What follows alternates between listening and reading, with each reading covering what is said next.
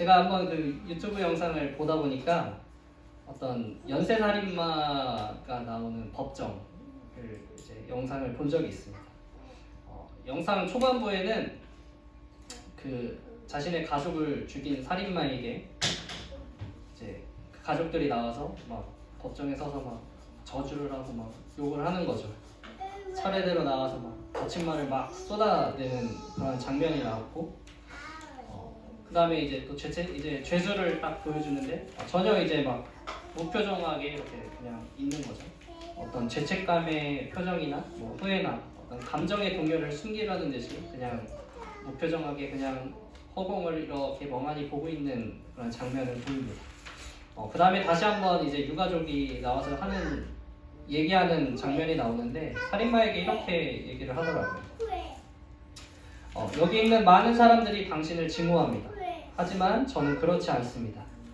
비록 당신은 제가 믿음을 지키고 사는 것을 힘들게 하긴 했지만요.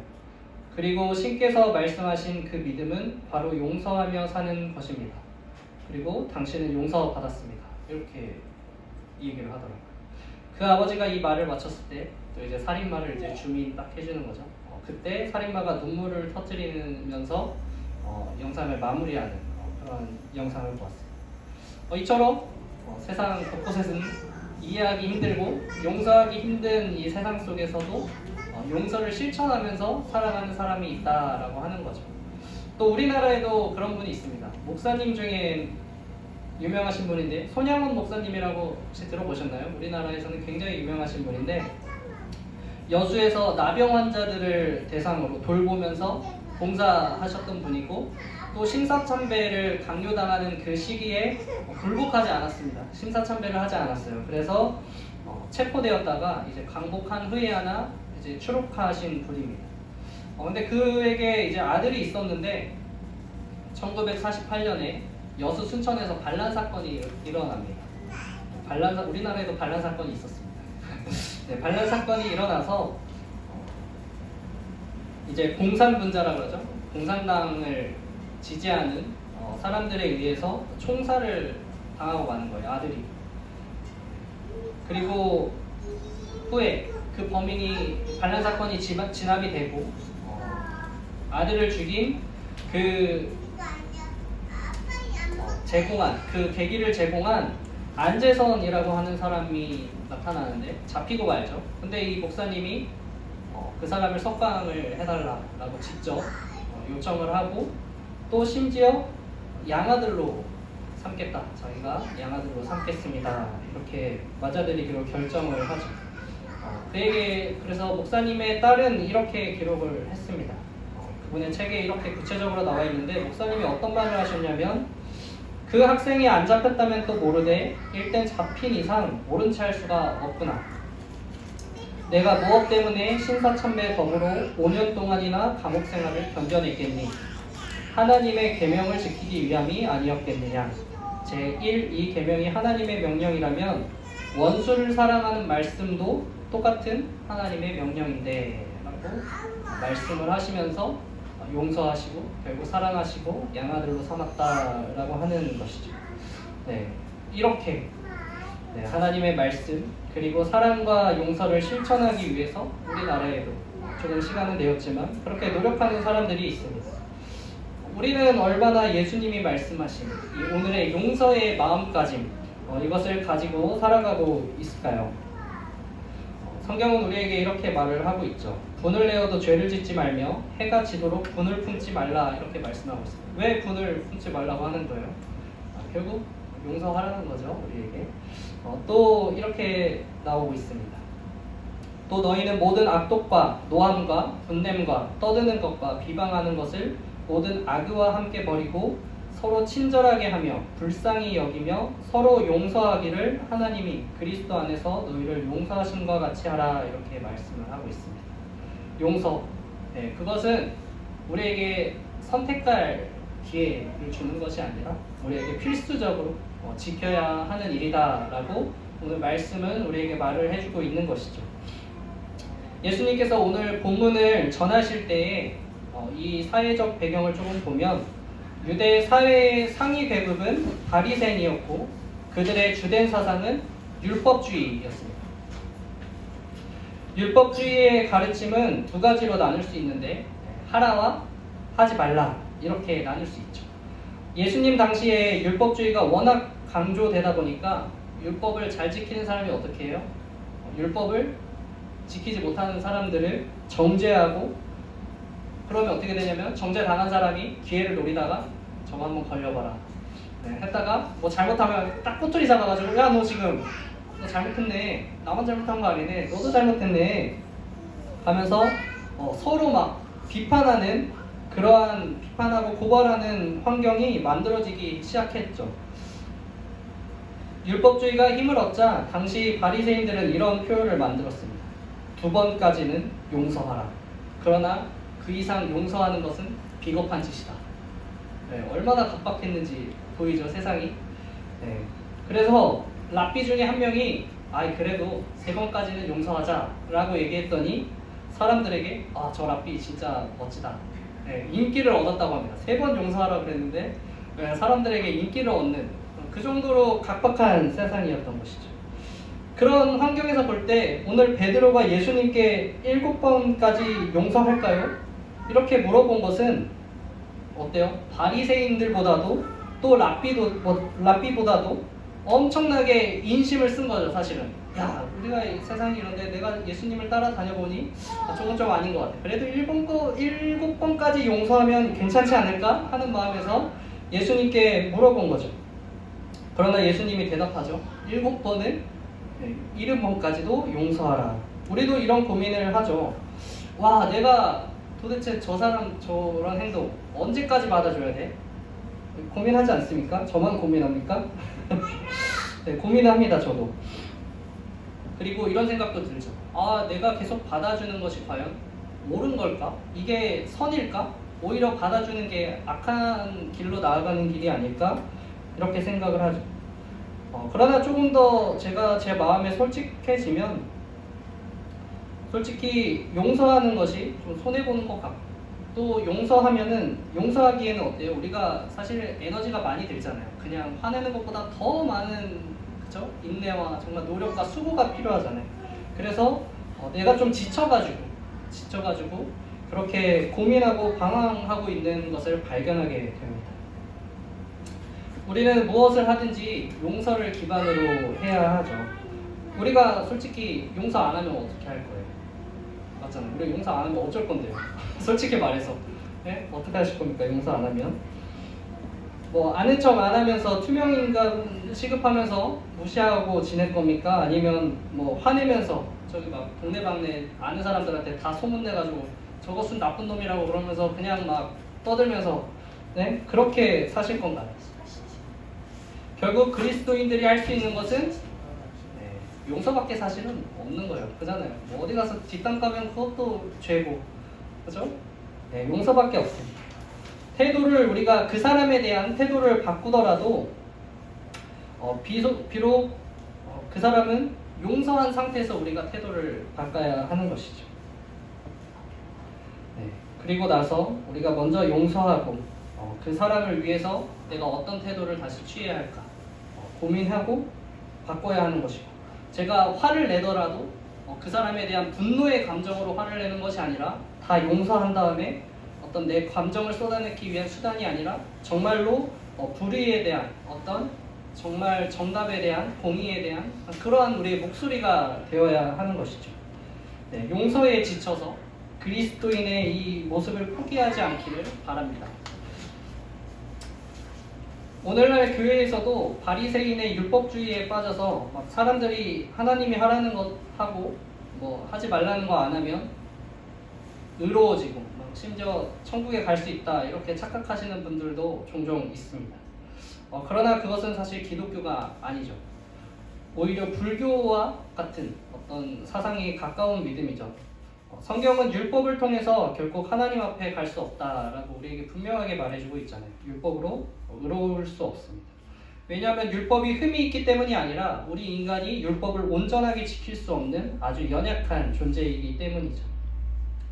하나님 나라는 율법을 지키는 사람이 가는 것이 아니라 어떤 사람이 가죠? 예수 그리스도의 보혈의 능력으로 용서받고 그 사실을 진정으로 믿는 사람들이 가는 곳이 바로 하나님의 나라고 천국입니다. 그리스도의 십자가의 죽으심으로 용서받은 우리는 그렇기 때문에 먼저 용서받은 자이기 때문에 용서의 의미를 더욱 되새겨야 하죠. 여러분도 아시겠지만 예수님께서 7번을 70번까지라고 얘기하신 것은 정말 490번 용서하라는 의미인가요? 아니죠. 우리는 다 알죠. 490번 세다 보면 솔직히 까먹어서 다시 1번부터 시작할 것 같은데 세지 말라는 거잖아요. 그냥 계속 용서해. 너가 용서할 수 있는 대로 계속 용서하라라는 말씀입니다. 다시 말하면 그렇게 용서하라고 하신 예수님은 어떤 분이냐? 우리를 그렇게 그죠? 무한대로 계속해서 우리를 용서하시는 예수님이라는 것을 또한 동시에 말해주고 있죠. 우리가 그러한 예수님을 통해서 용서받았고 또 평생을 용서받고 살잖아요, 사실은. 저번 예전에 설교할 때 얘기한 것 같은데 하루에 한 번은 죄를 지어도 1년에 365번 죄를 짓는데 매번 용서해 주시잖아요, 그죠? 365개의 죄. 10년을 살아도 3,650번.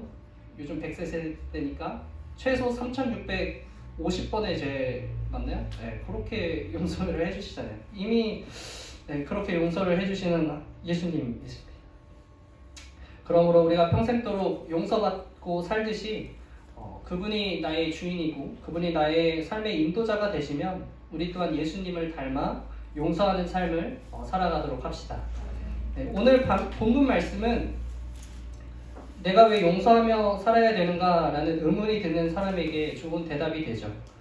임금에게 1만 달란트 빚을 진 종이 있습니다. 1만 달란트 빚이면 그 당시 일꾼 한 사람이 6,000일 동안 벌어야 되는데 먹고 쓰고 하나도 하지 않고 요즘은 집값 얘기할 때 이런 식으로 얘기하는 것 같은데 그죠? 그 당시에 어쨌든 이 1만 달란트는 6,000일 동안 한 푼도 쓰지 않고 갚을 수 있는, 심지어 이자가 없을 때 갚을 수 있는 금액입니다. 즉 이 종에게는 도저히 희망이 있는 삶이 아닌 거죠. 희망이 없어요. 내가 어떻게 6,000일 동안 먹지도 마시지 않고 버는 족족 갖다 바치면서 다 갚을 수 있을까? 막막한 상황입니다. 그래도 종은 어떻게 해요? 임금이 불러서 꾸짖으니까 어떻게는 갚겠습니다 하면서 막 손을 막 이렇게 비비면서 그저 손발이 없어지도록 막 비비면서 갚겠다고 막 어떻게든 제발 갚을 테니까 막 용서해 달라고 그렇게 하는 겁니다. 그때 임금은 종이 너무 가여웠죠. 불쌍했어요. 그래서 파격적인 결정을 합니다. 빚을 전부 탕감해 주기로 한 거죠. 다른 대가를 요구하지도 않는 대단한 긍휼과 자비를 그 종에게 베풀었죠. 어때요? 은혜로 내려진 선물이죠. 우리가 용서받은 것과 같이 은혜로서 내려진 선물입니다. 참, 짠! 하고 이렇게 이야기가 끝나면 진짜 아름답게 마무리되는 이야기잖아요. 와, 임금이 그 종을 용서해줬어. 이렇게 되면 참 좋았을 텐데 이 종이 나가서 길을 가는데 동료를 만났습니다. 근데 하필 또 이 동료가 돈이 어디 있어서 빌려줬는지 모르겠는데 그죠? 1만 달란트를 빚졌는데 어떻게 돈을 빌려줬는지 모르겠지만 100다니리온의 돈을 빌려줬습니다. 이 돈은 임금에게 가지고 있던 빚의 60만 분의 1이에요. 60만 분의 1. 아주 적은 금액이잖아요. 근데 어떻게 해요? 그 돈을 받으려고 격렬하게 하잖아요. 막 목을 잡고 돈 내놔! 내 돈 내놔! 이놈의 자식아! 난 이제 빚이 없어졌는데 돈을 내놓으란 말이야! 막 하면서 너 감옥에 가야겠다. 안 돼, 못 쓰겠다. 감옥에 가자. 해서 감옥에 가둬버린단 말이야. 이 이야기를 전해 들으면 임금이 어떻게 해요? 결국 이 악한 종을 질책한단 말이에요. 그리고 옥에 똑같이 가두어버립니다. 오늘 이 이야기는 마치 밧세바와 동침에 죄를 지은 다윗에게 어때요? 나단 선지자가 찾아와 비유로 잘못을 깨닫게 하잖아요. 마찬가지로 용서할 줄 모르는 우리에게 지금 예수님께서 찾아오셔서 비유로서 우리의 잘못을 깨닫게 하시는 것과 같은 느낌을 주는 거죠. 그렇습니다. 우리는 오늘 이 본문 속에 누구예요? 우리는 이 악한 종이에요. 이 본문 속에서 우리는 이 악한 종의 포지션을 맡고 있습니다. 그렇기 때문에 예수님께서 우리에게 이 악한 종의 이야기를 하시는 거죠. 예수님께서 35절의 말씀을 통해서 우리가 마음으로 형제를 용서하지 아니하면 하나님께서도 우리의 죄를 용서하지 않으실 것이다 라면서 강력하게 경고하고 있습니다. 우리가 자주 주기도문을 하시죠? 잘 외우시고. 네. 그냥 하나님께 우리가 기도하지 않잖아요. 그냥 죄를 용서해달라고 하지 않죠. 네. 우리가 우리에게 죄 지은 자를 사해 준 것 같이, 이게 핵심이죠. 우리가 우리에게 죄 지은 자를 사해 준 것 같이 우리의 죄를 사해 주시옵고 라고 기도합니다. 우리는 용서하지 않으면서도 하나님께서 우리를 용서해 주시기 바라고 있지는 않습니까? 그때 하나님께서 얘기하시는 거죠. 너희가 먼저 용서해라. 그러면 나도 용서해 주겠다. 네, 이것은 조금 상관없다고 생각할지 모르겠지만 예물을 제단에 드리려다가 거기서 내 형제에게 원망 들을 만한 일이 생각나거든. 어떻게 하라 그래요? 다시 그냥 놔두고 형제에게 가서 화목하고 와서 그 예물을 드리라고 말씀을 하고 있습니다. 네, 사과를 누가 먼저 하죠? 찾아가잖아요. 그럼 사과를 누가 하러 가는 거예요? 제물을 드리려는 사람이 지금 사과하러 가는 거잖아요.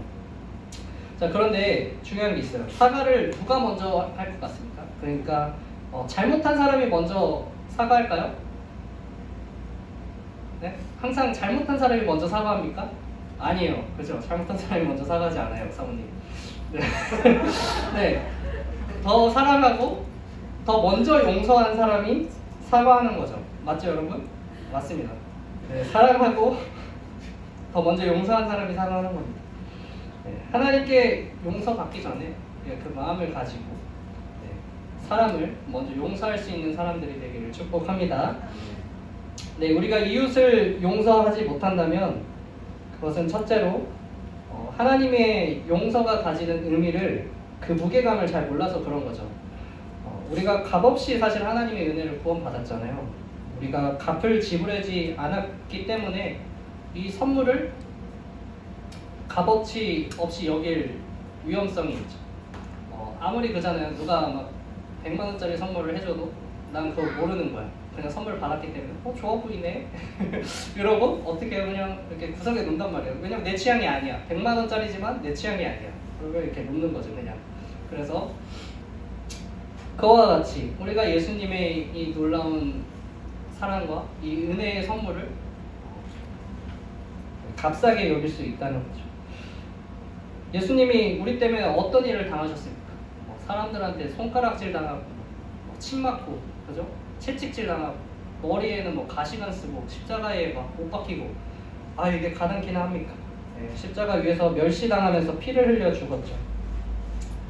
우리는 벌레를 위해서 우리의 목숨을 내놓지 않지만 예수님께서는 벌레와 같은 우리, 신이고 인간이잖아요. 신이 인간을 위해서 직접 목숨을 내어주셨죠. 모든 고통을 다 당하면서 하나님께서 우리의 죄를 위해서 용서해 주기 위해서 이러한 대가를 지불하신 겁니다. 덕분에 우리는 믿기만 하면 조건 없이 죄를 용서해 주신다고 하셨고 하나님의 자녀가 되었고 지옥이 아닌 영생 천국을 갖게 되었습니다. 그러므로 우리가 이 그리스도인으로서 뭔가 대가 없이 용서하는 것은 사실은 이러한 예수님을 닮아가는 것이고 우리 스스로가 예수님을 계속해서 기념하는 행동인 거죠. 우리에게 주신 이 선물을 계속해서 값있게 사용하는 행위인 것입니다. 나의 용서가 예수님의 십자가의 은혜를 누리는 것이고 동시에 베푸는 것인 거죠. 그러기에 이런 사람은 동시에 모든 보상을 하나님으로부터 받고 그렇게 하나님의 자녀로서 참된 하나님의 자녀로서 사는 것이기도 하죠. 용서에는 많은 의미가 있는 거예요. 이처럼 그리스도의 죽으심을 귀하게 여기는 여러분들 되기 바랍니다. 그러면 용서할 수 있습니다. 용서하지 못하는 두 번째 이유는 우리가 다른 사람들과 좀 비교를 하기 때문이죠. 우리의 죄는 가벼운 죄가 사실은 없잖아요. 가벼운 죄가 없습니다. 하나님께 용서받지 못한 죄가 하나라도 있다면 사실 우리는 그 죄로 말미암아서 지옥에 가야만 하는 아주 불의한 자들이죠. 여기에 예외는 있을 수가 없습니다. 그렇게 비교하는 것은 사실은 의미가 없는 거예요. 다른 사람의 죄, 나의 죄, 어떤 게 더 잘못된 거지? 비교를 할 수가 없는 거죠. 비교할 의미가 없는 거죠. 우리가 서로 싸워도 어때요? 서로 싸우면 내가 맞는 것 같고 내가 잘한 것 같잖아요. 그러니까 싸우죠. 그죠? 내가 진짜로 잘못한 것 같으면 사과를 했겠죠. 서로 잘한 것 같으니까 일단 자존심 내세우기 시작하면 서로 맞는 것 같으니까 싸웁니다. 물론 그 중에는 조금 더 잘한 사람이 있겠죠. 조금 더 옳은 사람도 있을 겁니다. 그런데 뭐예요? 이미 우리가 서로 화내고 상처냈잖아요. 이미 같은 죄인의 길로 들어서 버렸죠. 서로 알량한 그 자존심과 조금이라도 상대보다 의로워지려고 하는 이 마음, 그죠? 그 마음이 용서를 하기 힘들게 만드는 거예요. 그래도 내가 사과를 받아야 되지 않겠어? 내가 잘했는데. 가장 좋은 것은 서로가 사실 서로의 잘못을 돌아보는 거죠. 이 사람의 잘못이 아니라, 그죠? 서로 싸웠어도 각자가 자신의 잘못을 들어보고, 아 그래 내가 이건 잘못했다. 아 내가 먼저 사과해야지. 가장 좋은 방법이지. 쉽진 않지만 저도 잘 못합니다 사실. 사모님도 잘 아실 거예요. 제가 잘 못해요.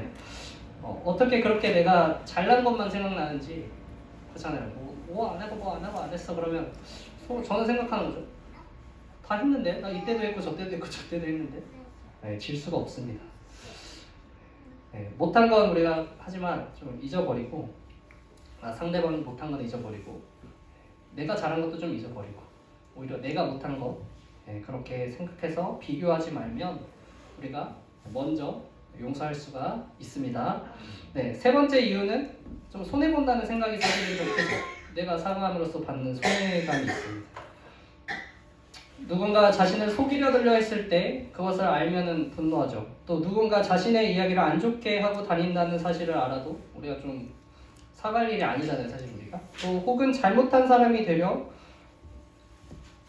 그러니까 먼저 성을 내고 큰 소리를 칠 때 얼마나 당황스럽고 막 속이 부글부글 끓습니까? 그래서 사람들은 통상 쉽게 맞대어서 욕해버리고 같이 주먹 휘두르고 자신이 피해 입은 만큼 내가 보상을 받을 수 없으면 똑같이 널 망가뜨려 버리겠어 하면서 같이 어떠한 방법으로는 복수를 우리가 하잖아요. 그것이 사실 인간의 본성이고 아주 본능적인 행동이죠. 그러나 하나님은 우리가 용서할 때 사실 잘했다고 말씀을 하시는 거예요. 우리가 용서할 때 그리고 위로해 주시는 거죠. 성경은 말합니다. 아무에게도 악을 악으로 갚지 말고 모든 사람 앞에서 선한 일을 도모하라. 할 수 있거든 너희로서 모든 사람과 더불어 화목하라. 내 사랑하는 자들아 너희가 친히 원수를 갚지 말고 하나님의 진노하심에 맡기라. 기록되었을 때 원수 갚는 것이 내게 있으니 내게 갚으리라고 주께서 말씀하시리라. 내 원수가 줄이거든 먹이고 목마르거든 마시게 하라. 그리함으로 내가 숯불을 그 머리에 쌓아놓으라. 악에게 지지 말고 선으로 악을 이기라. 이렇게 얘기를 합니다. 우리가 용서가 손해보는 일이라고 생각하지만 하나님께서는 사실 그것이 너가 할 수 있는 최고의 복수의 방법이다 라고 얘기하고 계신 거예요. 또 하나님께서 사실 우리에게 유일하게 허락하신 복수의 방법 그것이 용서다라고 얘기를 하고 있으신 거죠. 우리가 원수를 용서하면 어떻게 돼요? 용서는 오히려 우리가 용서하고 더 잘해주면 원수에게 그 사람은 자신의 행동에 대해서 결국 부끄럽게 되고 후회하게 되고 그렇게 깨닫게 되는 거죠. 비록 상대방이 그럴 수는 있어요. 아나무인이야. 그냥 마이 웨이야. 내 길만 가. 그러면은 부끄러움을 모를 수도 있죠. 그냥 저 사람이 나한테 졌나 보다. 막 이렇게 생각하고 떳떳하게 여기고 오히려 막 기분 좋게 그것을 누릴 수 있지만 그러나 그 이후의 일은 하나님께서 모든 것을 판단하시고 하나님께서 대신 심판하실 것이라고 말씀하고 있죠. 여러분 어릴 때를 좀 생각을 해보세요. 그 친구나 혹은 가족일 수도 있죠. 또래랑 놀다가 얄미운 상황이 뭐예요? 같이 놀다가 조금 잘못했어. 근데 이렇게 했는데 어떻게 해요? 부모한테 가서 쪼르르르 가서 일러. 얼마나 얄미워. 그죠? 같이 놀다가 얼마나 얄미워. 그죠? 꼬지르면 사투리죠? 고자질하면 그것만큼 얄미운 게 없는 거예요. 그래서 혼나면서 부모님한테 혼나면서 생각하잖아요. 속으로 저거 진짜 속으로 그죠? 근데 어떻게 해요? 근데 부모님이 가서 빨리 손잡고 사과해 그러면은 싫은데 억지로 가가지고 사과하죠. 네, 우리가 이처럼 용서하고 하나님께 꼬지르면 그러니까 고자질하면 하나님이 대신 그렇게 일해 주시는 거예요. 어떻게든 혼을 내주시든지 그 사람의 마음을 바꿔서 화해를 시켜주시든지. 네, 이 용서야말로 우리가 하나님의 우리의 삶에 역사할 수 있는 하나님께서 하나님을 어떻게 보면 나쁘게 말하면 하나님을 사용할 수 있는 그러한 방법인 거죠. 그러므로 여러분 용서한다는 것을 손해로 여기지 마시고 손해가 아닌 줄 알면 우리가 용서할 수 있습니다. 이제 말씀을 마치도록 하겠습니다. 몇 주 전에 다루었던 호세아서에서 한결같이 사랑하시고 용서하시는 하나님의 모습을 잘 나타났었죠. 음란한 아내와 같이 믿음을 지키며 살지도 못하고 이웃을 사랑하지도 못하고 온갖 잘못을 저지르는 우리를 한결같이 사랑하고 용서하신 그 하나님이 우리에게 말씀하십니다. 내가 너를 불쌍히 여김과 같이 너도 내 동료를 불쌍히 여김이 마땅하지 아니하냐. 여러분 용서할 수 없다면 부디 십자가를 바라보십시오. 옛날에는 사무린 자를 새긴다 했지만 우리는 마음속에 십자가를 새기시면 됩니다. 하나님이 어떤 사랑으로 우리를 용서하셨는지 우리가 어떤 용서를 받았는지 기억하고 반드시 끝끝내 용서하는 그리스도인 이 고난주에 잘 맞는 것 같아요. 용서만큼 어려운 고난이 어디 있습니까? 이번 한 주 살아갈 때 이 용서를 함으로 고난의 길을 걸어가시는 우리 성도님들 되시기를 마지막으로 또 축복드립니다. 기도하겠습니다.